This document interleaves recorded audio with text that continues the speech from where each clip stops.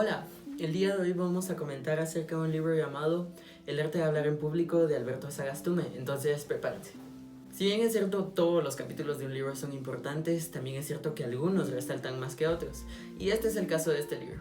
Vamos a comenzar a detallar algunos capítulos que son considerados los más importantes para que ustedes puedan iniciar la lectura y que puedan aprender juntamente con nosotros. Entonces, vamos a comenzar.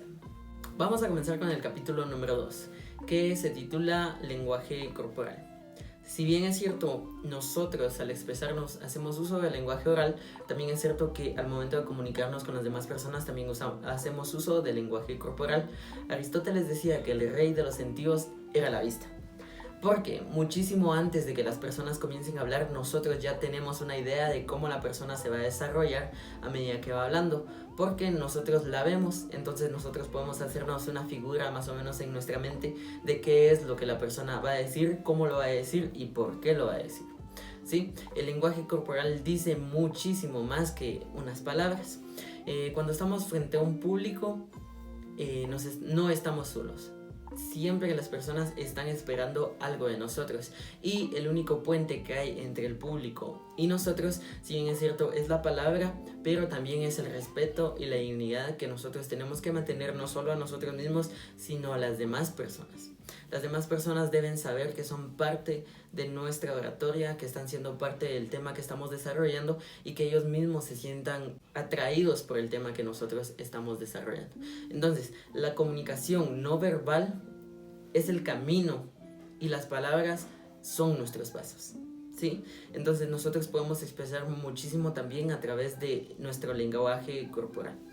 El rostro que nosotros manifestamos cuando estamos delante de un público puede ser la puerta y la oportunidad para nosotros desarrollarnos hacia él, para que el público pueda abrir su mente y su corazón hacia lo que nosotros estamos diciendo, como también nuestro rostro puede ser esa puerta que nosotros mismos fijemos para que el público no nos preste atención y no muestre interés a nuestro tema.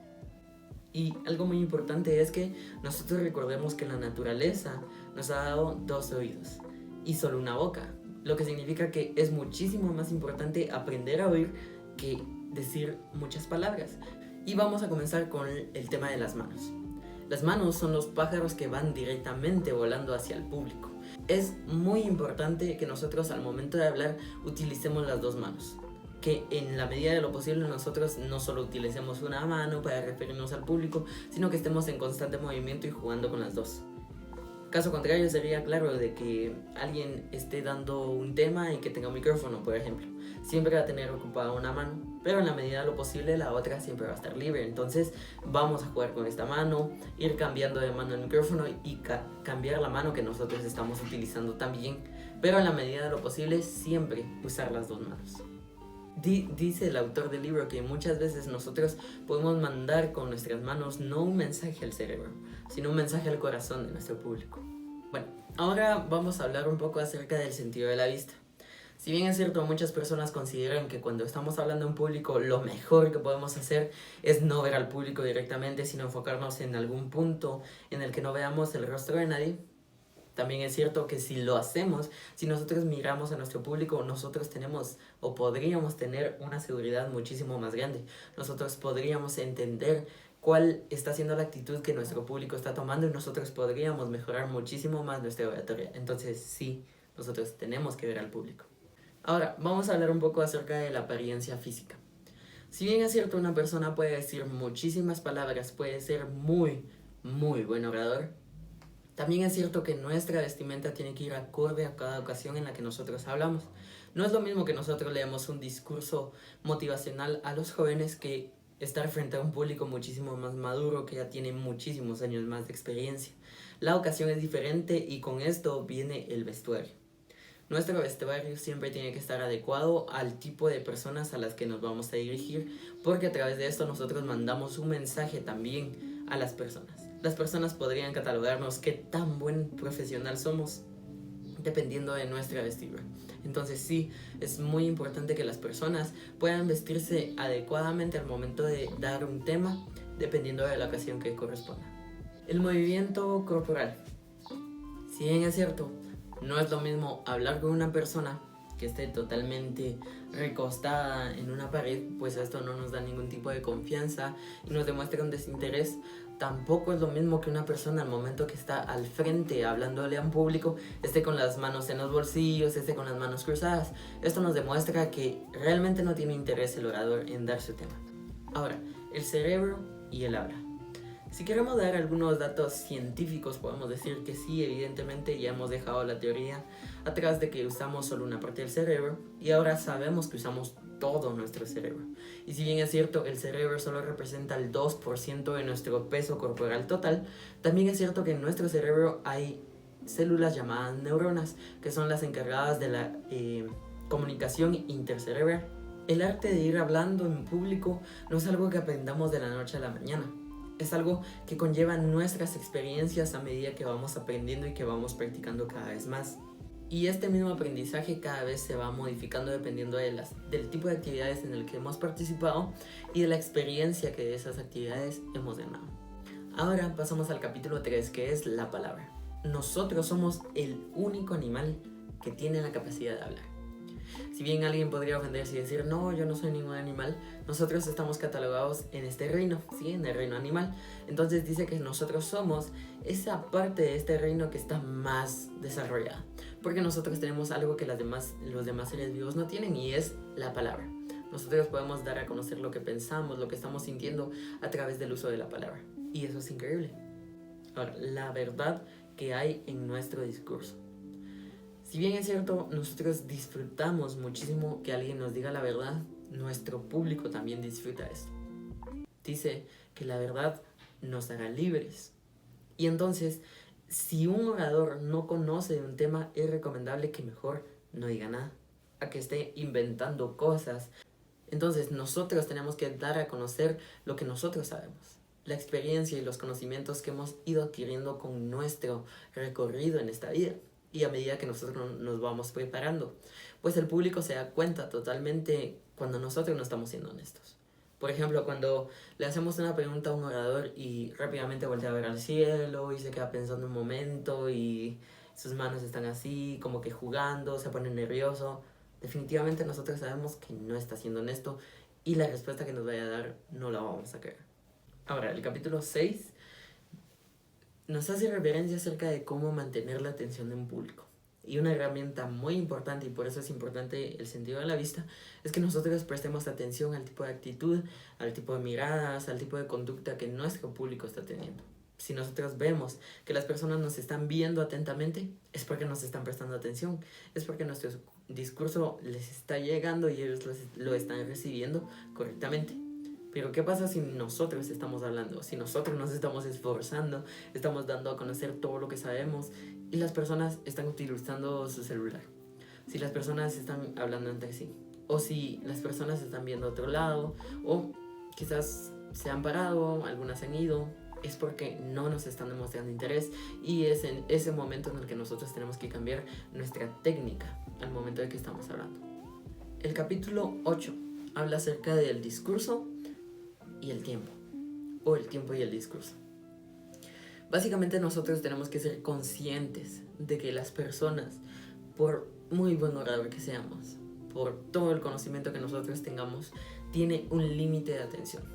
Normalmente los niños son las personas que más se aburren, y los adolescentes, y a medida que vamos generando, tenemos un público más desarrollado, experimentado, que ha vivido más, presta como que un poco más de atención. Pero esto no significa que nosotros podamos pasarnos 3, 4, 5 horas hablando y que no lleguemos a ningún punto. Algo muy importante que nosotros podemos hacer es tener bien en claro nuestra introducción, nuestro desarrollo y nuestra conclusión. En nuestra introducción nosotros así brevemente vamos a presentar nuestro tema. ¿Quiénes somos? ¿Por qué venimos aquí a hablar? ¿Y por qué tenemos los conocimientos que ahora tenemos? Y la manera en que nosotros desarrollaremos nuestro tema.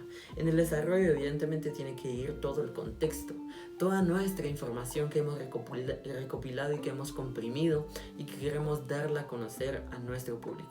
Y en nuestra conclusión tiene que ser un momento enfático en el que las personas, si bien no han comprendido nada anteriormente, ellos puedan generar, pues es nuestra última oportunidad de convencer al público.